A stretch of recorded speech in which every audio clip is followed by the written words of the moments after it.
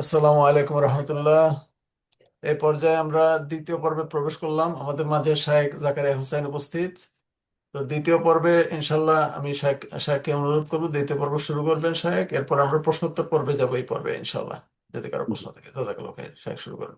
আসসালামু আলাইকুম। আহ, ওয়ালাইকুম আসসালাম। আসসালামু আলাইকুম রহমতুল্লাহ।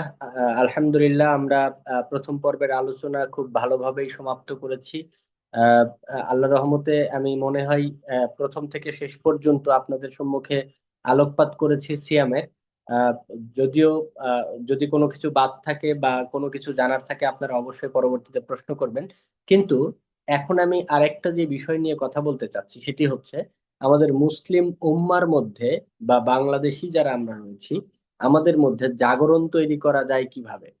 আমরা কি শুধুমাত্র এইভাবে অনলাইন প্ল্যাটফর্মে কাজ করব, বা আমরা মাদ্রাসা নিয়ে কাজ করব, মসজিদ নিয়ে কাজ করব, এতটুকুর মধ্যে সীমাবদ্ধ থাকবো, নাকি আমাদের পরিকল্পনা আরো বৃদ্ধি করা প্রয়োজন?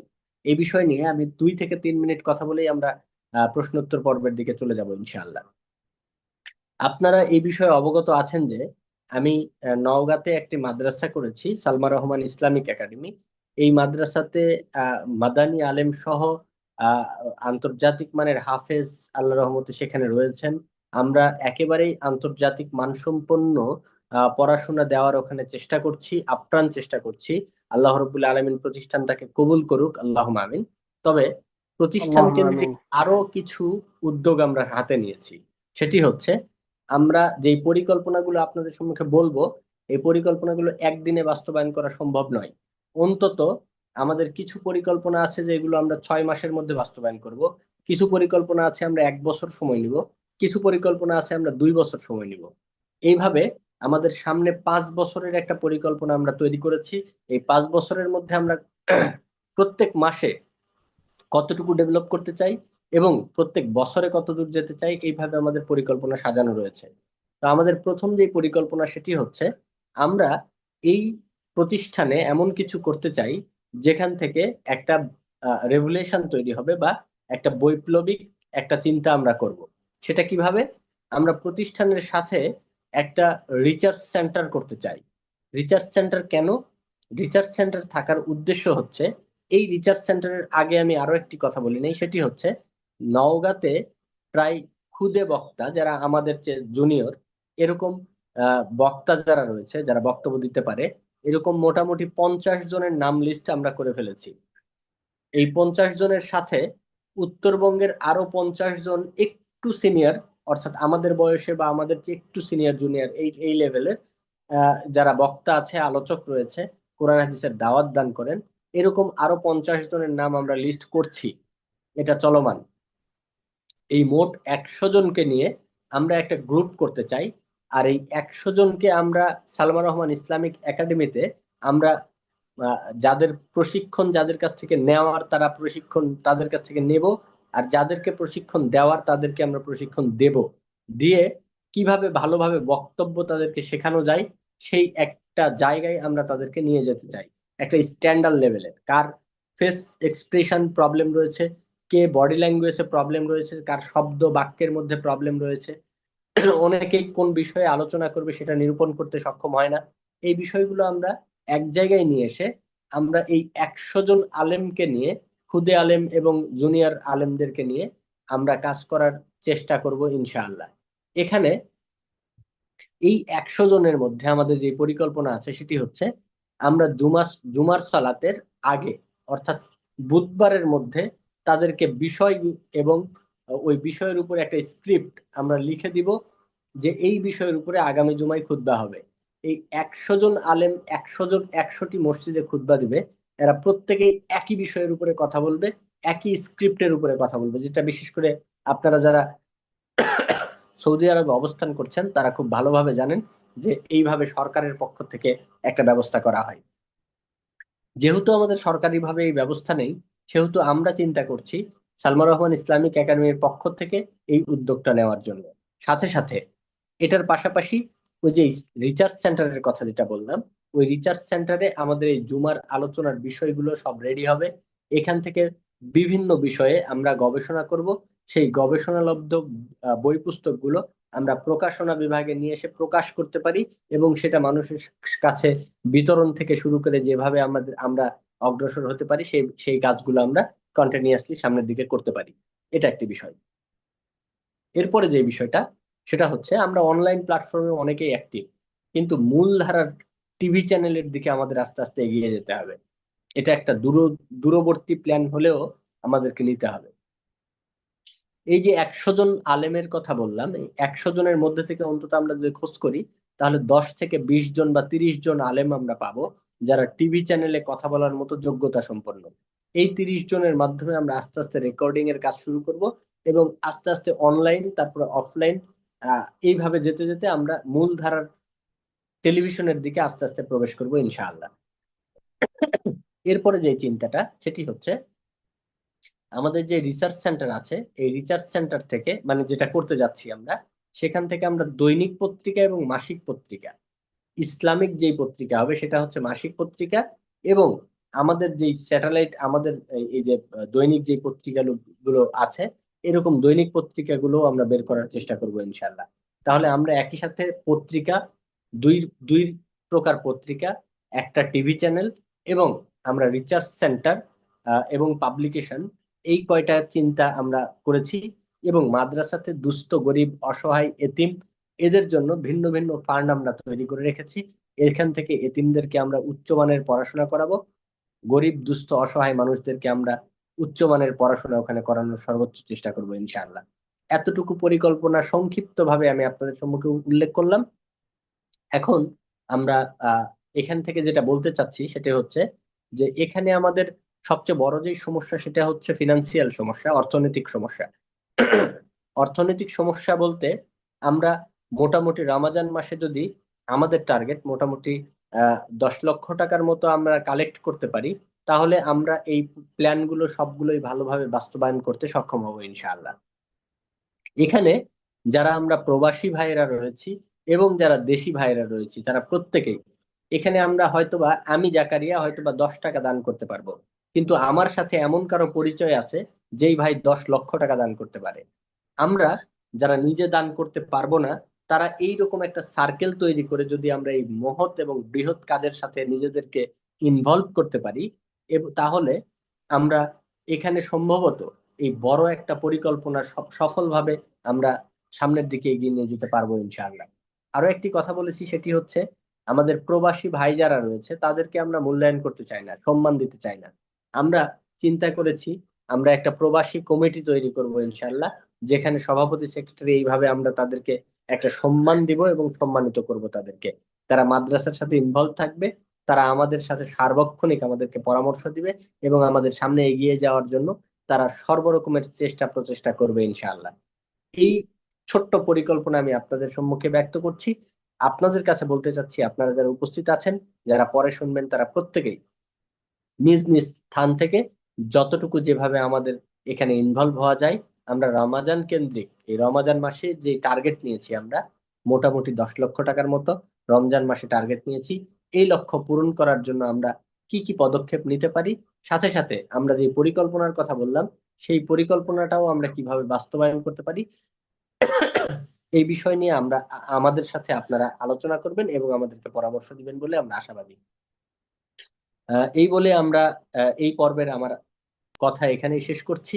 এখন আমরা আপনাদের মতামত এবং আপনাদের প্রশ্নোত্তর পর্বে চলে যাব ইনশাআল্লাহ। আসসালামু আলাইকুম ওয়া রাহমাতুল্লাহ। ওয়ালাইকুম আসসালাম রহমতুল্লাহ। আসসালামু রহমতুল্লাহ বরকাত। জি, কারো প্রশ্ন থাকলে প্রশ্ন করুন। দেবে। দিনী ভাইদের মধ্যে যদি কারো প্রশ্ন থাকে তাহলে প্রশ্ন করুন। আমি একটা প্রশ্ন করি। হাদিসের মান সম্পর্কে আমার জানার খুব দরকার। মুয়াত্তা মালিকের ভিতরে, মুয়াত্তা মালিক তো মনে হয় এখনো তাহকিকৃত হয় নাই, আল্লাহ আলাম। আমি যেটা পেয়েছি, বর্তমানে আমার কাছে যে মুয়াত্তা মালিক আছে, বাংলা হাদিস যে অ্যাপ নতুনটা আসছে, এই অ্যাপসে আমি পাইছি মুয়াত্তা মালিক। এই অ্যাপসে আপনার হচ্ছে এখনো তাহকিক হয় নাই। তো এখানে 245 নম্বর হাদিসে বলা হয়েছে যে ওমর রাদিয়াল্লাহু আনহু মানুষদেরকে রমজান মাসে 23 রাকাত সালাত আদায় করার নির্দেশ দিয়েছেন। তো এই হাদিসটার মান কি এবং হাদিসটা কি সহিহ না জয়ীফ? জি, জাযাকাল্লাহ। 23 না 30 আছে মনে হয়, সরি না, 23 20 আমি আছে, 20 আছে 23 সম্ভবত। আছে, আমি 23 ওমর আছে ফারুক আমি। রাদিয়াল্লাহু তাআলার যে হাদিসটা পড়েছি সেখানে এইভাবে আছে, এটা হচ্ছে ইশরুনা রাকাআতিন, সেখানে ইশরুনা লায়ালিন শব্দটা হবে। সেখানে এখানে তথ্য সন্ত্রাস হয়েছে একটা হাদিস নিয়ে, সেখানে লায়ালিন শব্দটা কেটে দিয়ে রাকাআতিন শব্দটা বসানো হয়েছে। বসায় 20 জি, রাত্রি যেটা হবে সেখানে 20 রাকাত করে দিয়েছে। মানে এখানে একজন সাহাবীকে দায়িত্ব দেওয়া ছিল যে তুমি এই সালাতটা পড়াবা। ওই সাহাবী 10 দিন পড়ানোর পরে তিনি অপারগতা দেখান, তখন আরেকজনকে 20 রাত্রি সালাত আদায় করানোর দায়িত্ব দেওয়া হয়। সেই 20 রাত্রির জায়গায় আমাদের দেশের যেই ছাপাগুলো রয়েছে সেগুলোর কিছু কিছু জায়গায় 20 রাকাত শব্দটা বসানো হয়েছে। এটা এখানে হচ্ছে আমি পুরো হাদিসটা হাদিসটা জাল করা বলতেছি, হয়েছে। দেখুন, আন্নাহু ক্বালা কানা নাসু ইয়াকুমুনা ফি রমাদান ওমর ইবনে খাত্তাব ফি রমাদান বিসালাসাতিন ওয়া ইশরিনা রাকাআতান। এটা হলো মুয়াত্তা মালিকের, যে তাহলে এই বলতেছেন হাদিসের যে ওমর রেফারেন্সটা আমার রাদিয়াল্লাহু দেখতে তাআলা হবে, আনহু। আপনি আমাকে পাঠায় আচ্ছা, দিন, ঠিক আমি আছে, হাদিসের আপনাকে আমি রেফারেন্স দেখে। পাঠাই দিব ইনশাআল্লাহ। জি জি ইনশাআল্লাহ। আর কোনো প্রশ্ন ভাই? জাবের ভাই? আমাদের ডাক্তার সাহেব আসছে, মাশাআল্লাহ। দেখি সব। আরেকটা প্রশ্ন হলো, আহ, কোথায় গেল? এটা সনদটা মুনকাতি, বুঝছেন? মুরসাল। জি, জি, জি, জি। আমাদের সাহেব বের হয়ে গেছে, মনে হয় নেটের সমস্যা। হ্যাঁ, মনে হয়। আপনি রেকর্ডটা ইয়ে করেন, পোস্ট করেন।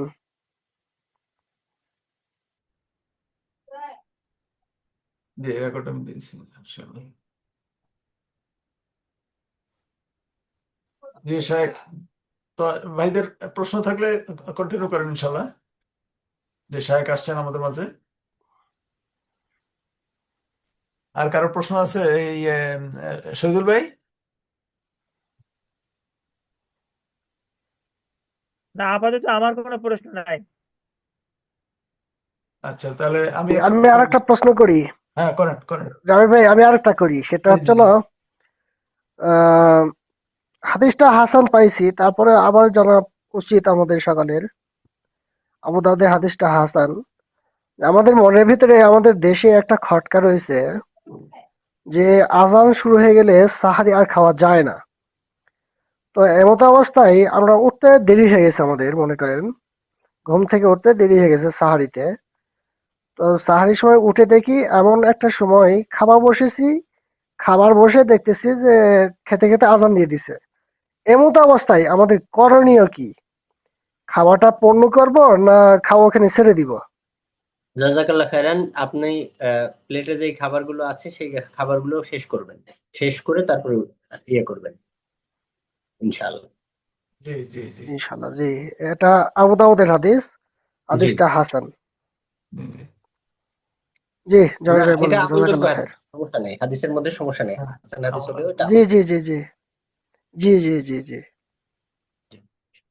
আর শাহেখ, ওই যে ইয়ে আহ, যে আপনার আমাদের ইয়েতে যেটা হাদিসে আপনি যেটা হাদিস আলোচনা করলেন, যে সাহুরের মধ্যে বরকত আছে, রাসূলুল্লাহ উল্লেখ তাসাহহারু করছেন। ফাইন্নাহু ফিস সুহরি বারাকাতুন। জি শেখ, এটা অনেকগুলো হাদিস আছে। তো এই বরকত বলতে রাসূল ইসলাম কোন বরকতের কথা বলছেন? একটু শেখ জানতে চাইছেন। জি, আচ্ছা আচ্ছা। আহ, মূলত বরকত বলতে এখানে স্পেসিফিক ভাবে আল্লাহ নবী মুহাম্মদ সাল্লাল্লাহু আলাইহি ওয়াসাল্লাম এখানে সাহারির যে বরকত, সেখানে কয়েক রকমের বরকত হতে পারে। যেমন নাম্বার ওয়ান, আমরা যে খাদ্যের মধ্যে যে বরকত আছে সেই বরকতটা ধরতে পারি। এক নাম্বার কথা, যেমন খাদ্যের মধ্যে, যেমন আমরা আহ, যখন ভাত খাই, একটা উদাহরণ দিচ্ছি আমি। যখন ভাত খাই তখন ভাত একবারে শেষ, একটা ভাতের দানাও যেন না থাকে, সেইভাবে আমাদের খেতে বলা হয়েছে এবং প্লেট চেটে পুটে খেতে বলা হয়েছে। তার কারণ হচ্ছে প্রত্যেকটা খাবারের মধ্যে আল্লাহ রাব্বুল আলামিনের পক্ষ থেকে একটা বরকত থাকে। বরকত মানে হচ্ছে বারাকাত শব্দ থেকে এসেছে, মানে বৃদ্ধি পাওয়া। আল্লাহ রাব্বুল আলামিন সেখানে আহ, আমাদের যেই যেমন স্বাস্থ্য খাতে বরকত দিতে পারেন, অর্থনীতিতে বরকত দিতে পারেন, খাদ্যের রিজিককে বরকত দিতে পারেন। যেমন আহ বরকতের একটা উদাহরণ এখানে দেওয়া যায়, সেটা আহ, হচ্ছে এরকম যে ওই যে আল্লাহ নবী মোহাম্মদ সাল্লাল্লাহু আলাইহি ওয়াসাল্লামকে এক সাহাবী, আমার নামটা ভুলে গেলাম আমি, তিনি দাওয়াত করলেন শুধু আল্লাহ নবী মোহাম্মদ সাল্লাল্লাহু আলাইহি ওয়াসাল্লামকে। কিন্তু আল্লাহ নবী মোহাম্মদ সাল্লাল্লাহু আলাইহি ওয়াসাল্লাম গেলেন 70 জন সাহাবীকে নিয়ে তার বাসায়। এখন আব্দুল্লাহ ইবনে হ্যাঁ, জুবাইর আব্দুল্লাহ ইবনে রাদিয়াল্লাহু জুবাইর। তাআলা আনহু। তো 70 জন সাহাবীকে নিয়ে তার কাছে গেলেন, গিয়ে তার বাসায় দাওয়াত খেতে গেলেন। পরবর্তীতে আমরা যেটা দেখলাম যে একজনের খাবার ওই যে পাত্র ঢেকে রেখে ওখান থেকে তুলছে আর দিচ্ছে, সকলেই খেয়ে শেষ করে ফেললো, কিন্তু পাত্রের খাবার অর্থাৎ দুধ যেগুলো রয়েছে বা খাদ্য যা রয়েছে সেগুলো কোনোভাবে কমলো না। বরং আল্লাহ নবী মোহাম্মদ সাল্লাল্লাহু আলাইহি ওয়াসাল্লাম বলছেন যে এইভাবে যদি সবসময় আমি খাওয়াতেই থাকতাম তারপরে এখান থেকে কমতো না। তো এগুলো হচ্ছে বরকত। এটা একটা বরকত, খাদ্যের বরকত হতে পারে, এটা স্বাস্থ্যের বরকত হতে পারে, আমলের বরকত হতে পারে, নেকির বরকত হতে পারে। আল্লাহ রাব্বুল আলামিন যে কোনো ভাবে এই বরকতটা আমাদেরকে দিতে পারেন। জাজাকাল্লাহ খাইর। আর আরিফ ভাই আপনার প্রশ্ন, আরিফ ভাই আপনি কথা বলেন একটু, প্রশ্ন থাকলে প্রশ্ন করেন। আসসালামু আলাইকুম জাওয়ার ভাই, আমি খোকন, খোকন বীরত্ব ভাই, নোয়াখালী। আচ্ছা আচ্ছা, জি মাশাআল্লাহ ভালো মাশাআল্লাহ। আছেন ভাই? আমি দেশে, কি জি, অবস্থা? ওয়ালাইকুম আসসালাম ওয়া রাহমাতুল্লাহ। আলহামদুলিল্লাহ, জি আল্লাহ সুবহানাহু ওয়া তাআলা ভালো আছেন। আপনার প্রশ্ন থাকলে শায়েখকে প্রশ্ন করতে পারেন। না, আমার এখন আসলে প্রশ্ন নাই, বুঝছি না, আমি ঘরের ভিতরে তো। তো আমি অনেকদিন খোঁজ করতেছি কিন্তু বোট আপনারা কারো পাইতেছি না। তো আজকে তো শনিবার, আমি চিন্তা করলাম আজকে পাবো। জি জি জি, প্রত্যেক জি শনিবার জি জি। হ্যাঁ। আমরা এখন টিকটকে যাওয়া হয় না বললেই চলে। ও, আমরা ইমো আচ্ছা প্ল্যাটফর্মে আচ্ছা। এখন বেশি থাকি। তাহলে ইমু, হ্যাঁ। জাবের ভাই, মনে হয় এই প্রশ্ন আর বাকি নাই না, এই প্রশ্ন কারো। ঠিক আছে শায়েখ। তাহলে শায়েখ জি আমরা জি জি জি। আমরা শায়েখকে বিদায় দিই। আর শায়েখ যে প্রস্তাবটা দিচ্ছেন জি এটা নিয়ে আপনারা সুচিন্তিত রায় দিবেন, চিন্তা ভাবনা করবেন এবং শায়েখের সাথে এটা সহযোগিতার ক্ষেত্র তৈরি করবেন ইনশাল্লাহ, যেভাবে ইনশাআল্লাহ। হোক ইনশাল্লাহ। ইনশাআল্লাহ। তাহলে আমি বিদায় নিচ্ছি। জি আসসালামু শায়েখ, আলাইকুম রহমতুল্লাহ। ওয়ালাইকুম আসসালাম ওয়া রাহমাতুল্লাহি ওয়া ওয়ালাইকুম বারাকাতুহু। আসসালাম ওয়া রাহমাতুল্লাহি ওয়া বারাকাতুহু। আসসালাম